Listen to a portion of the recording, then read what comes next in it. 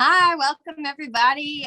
We are Will and Amy Campbell with Old Rich Valley Farm, and we just wanted to talk to you a little bit about our sustainable farm and our management practices and kind of how we got started farming the way we are. Before we dive into kind of the business side of it, we wanted to just give you a little bit of history. We've been farming and selling directly for about 5 years now. Will used to farm. He grew up here out in Virginia. That's where we are. And so when we got married, he was farming on his own and just kind of doing some beef cattle. And then we kind of switched. Instead of just doing the beef cattle, we've decided to sell directly, and we do the cows, pigs, and chickens. We have 3 kids. We live in Southwest Virginia, so it's lots of mountains and hills and not a whole lot of flat land where we are. So one of the goals for us whenever we got married and started farming was to have a family farm and have a farm that, well, one that we could farm together, but also have a farm that we could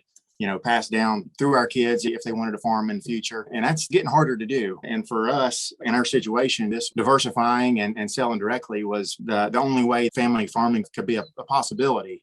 And so we've definitely learned a lot and been shaped a lot by Joel Salton and Wendell Berry and their perspective on health, health of the land, health of the animals, our health, the health of the community. And that's kind of what we're aimed at. Marketing directly is the best way or the only way that we can do it. It's hard for us because we live out in the middle of nowhere. Like our closest neighbor is about a mile away. It takes us 30, 45 minutes to get to the closest town or closest grocery store.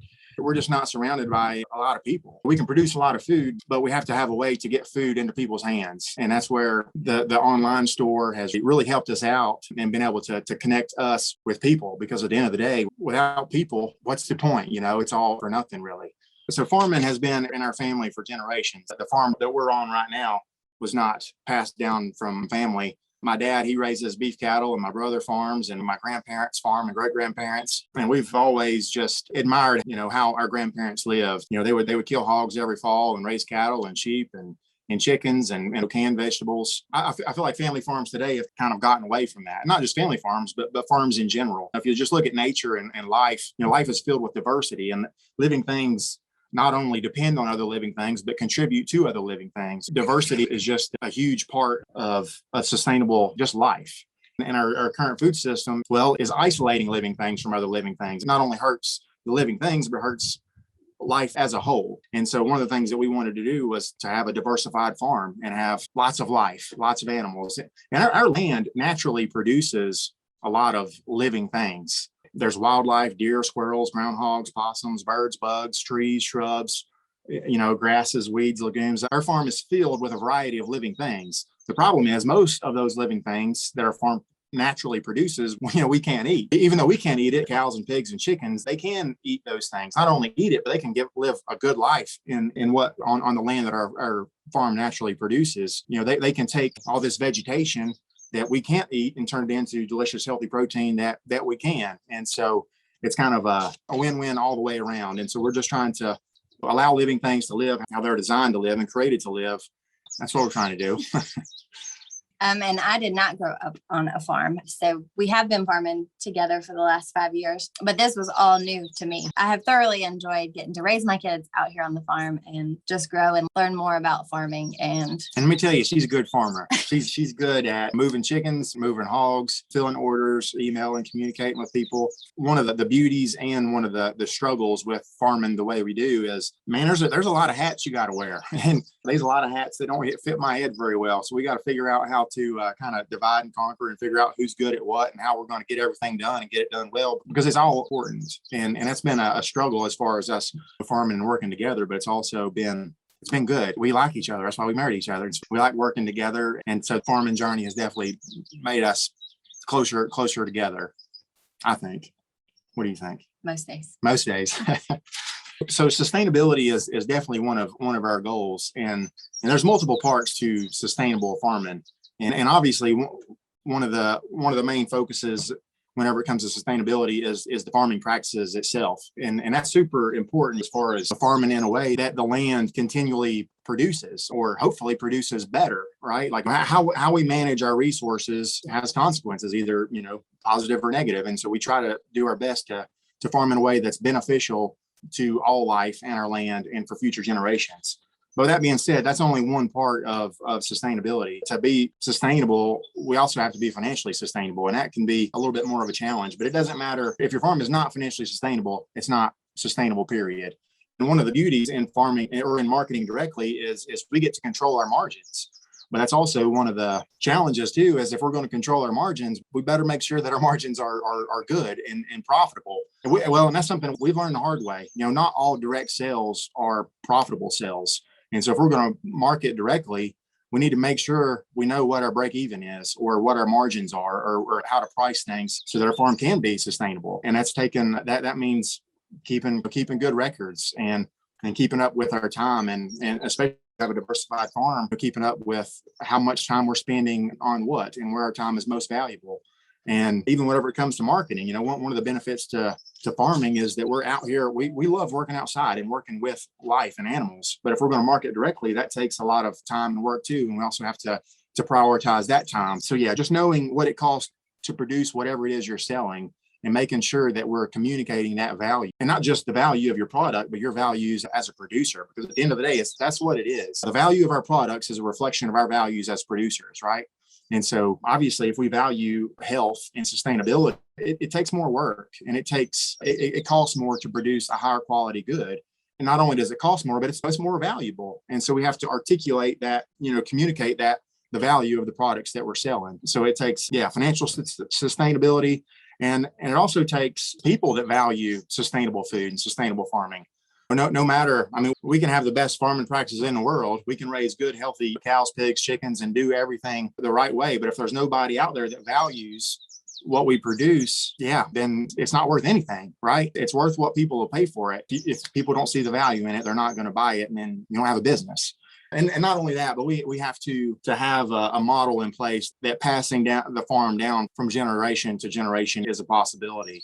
And so that means multiple generations farming at the same time, because if in 20 years from now, we're still farming and our kids are growing up wanting to farm, we have to have a model in place that allows us to continue farming and them to farm and be successful and to transition not only the farm, but the business side of things from generation to generation. So we do produce, or we raise pasture raised beef and pork and chicken. So we move the chickens every day, and our pigs are mostly in the woods, but also in the grassy areas as well. And so they all kind of work together. The cows graze the lands that the chickens are about to go over. And then once the chickens fertilize the grass, then the cows can go back over and eat the grass that's coming up. And so it's just really neat the way the whole system works together. And instead of just that mono species, just the one crop or one type of animal that most farms are doing nowadays, it's just kind of neat to see how it actually all works together when you have more than one species on the farm. There were several reasons for us transitioning to marketing directly. And one is to control our prices and control our margins. I started out just raising beef cattle, and I got into raising beef cattle whenever prices were skyrocketing. At one point, we were selling 800-pound steers for close to $2,000. And then a few years later, that same 800-pound steer was worth half of that. But our feed costs were roughly the same. Our mortgage was the same. Our expenses, what it cost to produce that steer, was basically the same, but our prices, what we got paid, was different. And it was very based on factors that are just way outside of our control. And so it didn't take us long to figure out that if we're gonna do this farming thing, there's enough things going on in the world or in farming that we can't control. And so if we're going to make it, we need to try to get a handle on whatever we can control. And if we can, control our margins by marketing directly, then that's something that we need to try to do.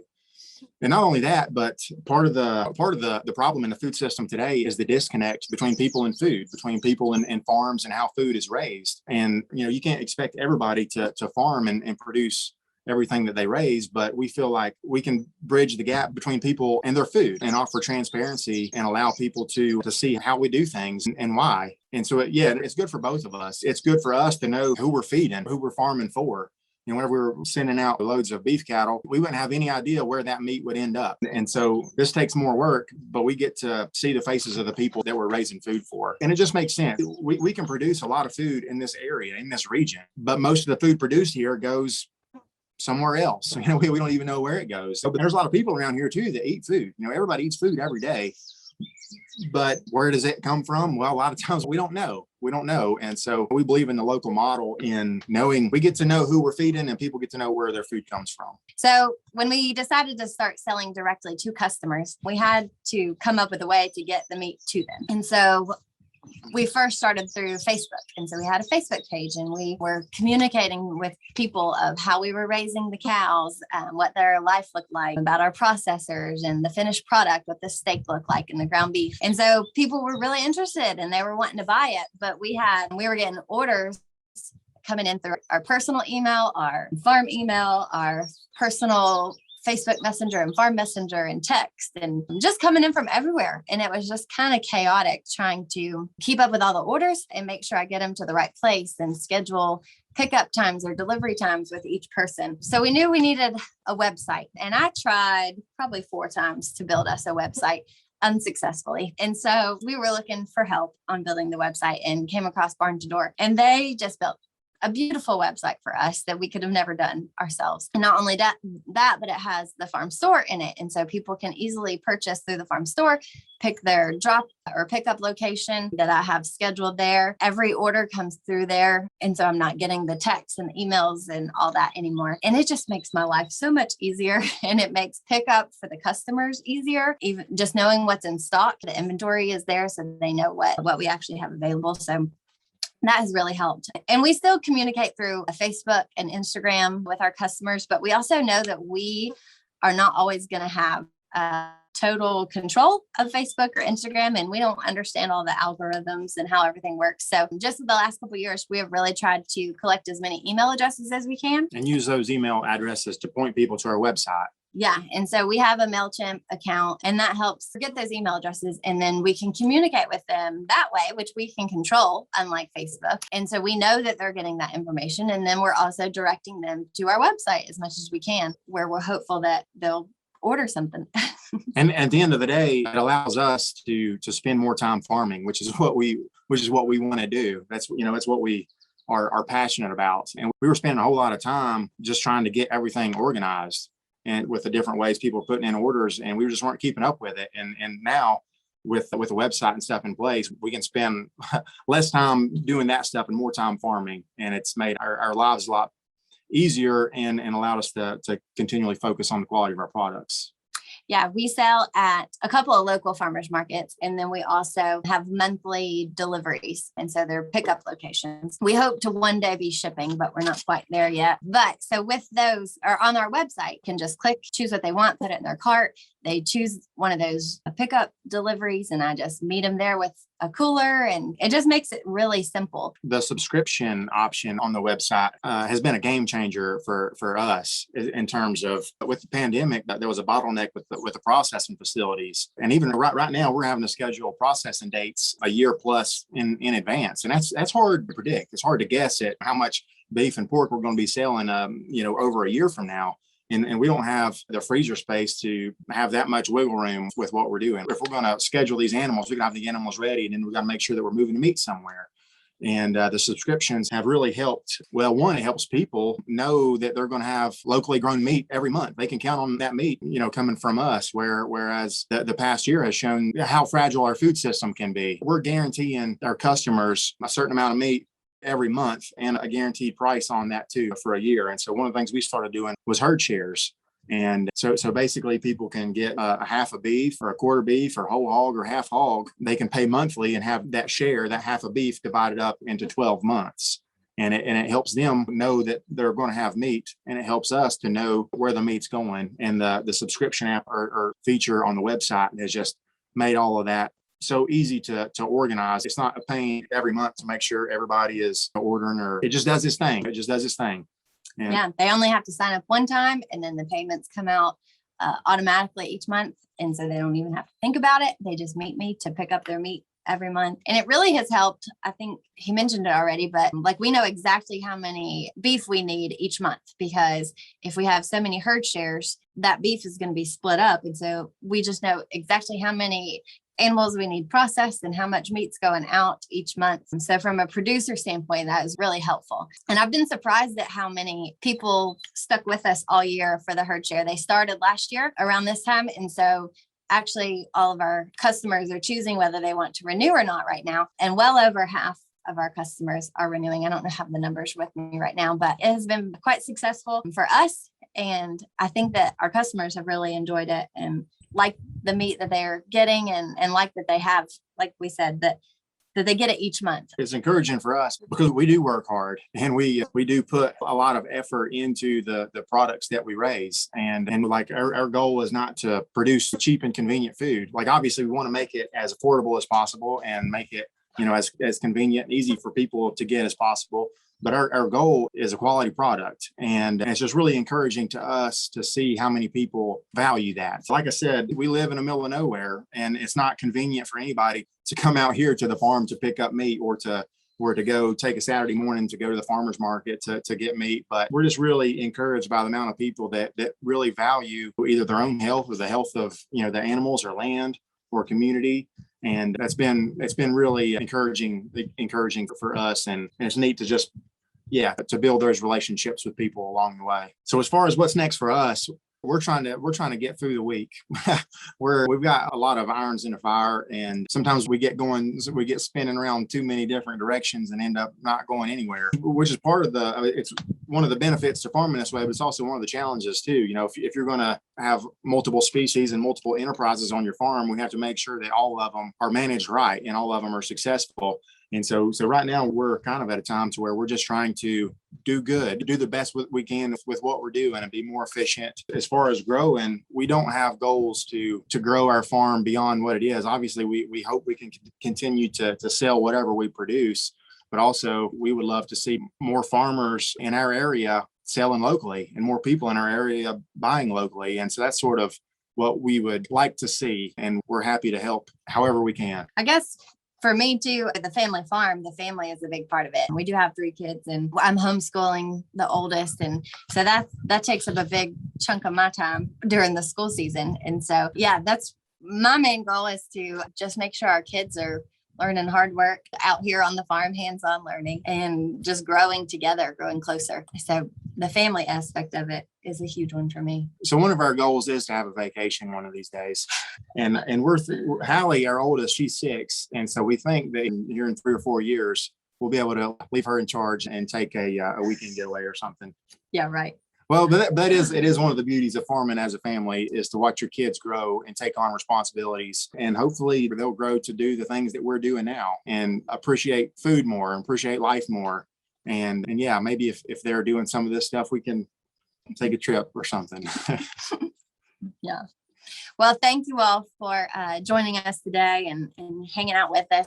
If you want more information about our farm in particular, you can find us at www.oldrichvalleyfarm.com. We're also on Facebook and Instagram, just Old Rich Valley Farm. I think we were on the Spotlight and we had a podcast with Barn to Door this year. So yeah. You can email us, oldrichvalleyfarm@gmail.com, and Amy will answer you back. All right. Thanks, guys.